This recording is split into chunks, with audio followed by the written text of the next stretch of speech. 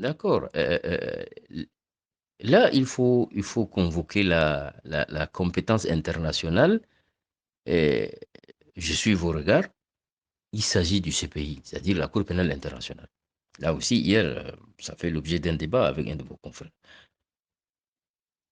Et c'est là que ça me fait sourire sur l'intox entretenu ou ce que j'ai appelé hier la manipulation de l'opinion pour s'en donner bonne conscience ou s'absoudre des critiques liées à cette question d'amnistie qui est vraiment inadmissible et irrégulière à accorder aux criminels qui ont assassiné les jeunes Tchadiens, y compris certaines autorités civiles qui ont accusé vertement les jeunes ce jour-là, qui devraient répondre de leurs actes.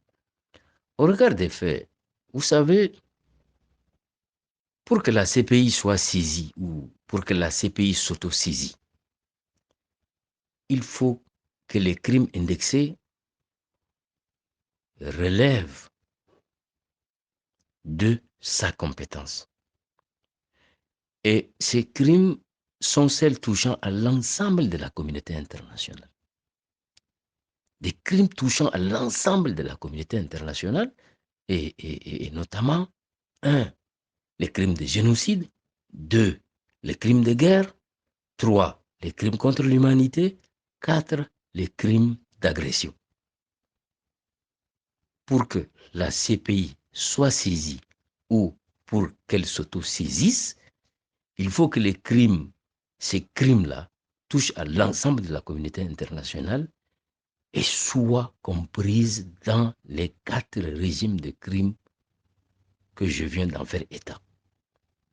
Maintenant, sans entrer en détail, suivant la définition qu'en donne le statut de Rome, on entend par génocide, ce sont les actes criminels qui sont listés, qui ne sont pas ouverts comme ça, mais qui sont listés et qui sont soumis dans l'intention de détruire en tout ou partie un groupe national, un groupe ethnique, un groupe racial ou un groupe religieux. Et entendu par crime contre l'humanité, ce sont les crimes qui incluent les actes commis dans le cadre d'une attaque généralisée et systématique lancée contre toute une population civile et en connaissance de cette attaque. Bon, pour le reste, je ne vais pas continuer parce que ce n'est pas un cours. Et de plus, il y a une condition fondamentale relative à la qualité de saisir la CPI. Alors, la saisine de la CPI est relative vraiment à la qualité du requérant. Et il y en a que trois catégories de personnes ou d'institutions ou d'acteurs qui sont habilités du point de vue du statut de Rome à saisir la CPI. C'est entre autres, premièrement, tout État parti au statut de Rome peut demander au procureur d'ouvrir une enquête liée à des crimes relevant des quatre régimes de crimes que je viens de citer. Deux, le Conseil de sécurité des Nations Unies peut également renvoyer une situation devant la Cour. Enfin, troisième catégorie, le procureur lui-même, près la Cour pénale internationale, peut aussi décider de sa propre initiative d'ouvrir une enquête, ce qu'on appelle l'enquête proprium motus, c'est-à-dire en latin de sa propre initiative. Là aussi, c'est lorsque le procureur dispose d'informations fiables sur les crimes mettant en cause les ressortissants d'un État parti au statut du Rome ou d'un État qui a accepté la compétence de la Cour ou des actes commis sur le territoire d'un de ces États-là, et s'il conclut qu'il existe une base raisonnable pour ouvrir une enquête, en ce moment, il peut ouvrir une enquête. Et ces informations, sur la base desquelles le procureur près la Cour pénale internationale peut ouvrir une enquête, peuvent provenir soit des particuliers que nous sommes, il s'agit d'informations, il ne s'agit pas de l'habilitation à saisir la CPI, il s'agit des possibilités de fournir les informations à la CPI, les particuliers, les organisations intergouvernementales et non gouvernementales, ou toute autre source fiable peut donner les informations à la CPI, mais n'a pas qualité de saisir la CPI sur des infractions. Et là aussi, il y a des conditions qui s'imposent au procureur. D'abord, il doit avoir l'autorisation du juge de la chambre préliminaire avant d'entamer l'enquête proprio mutis.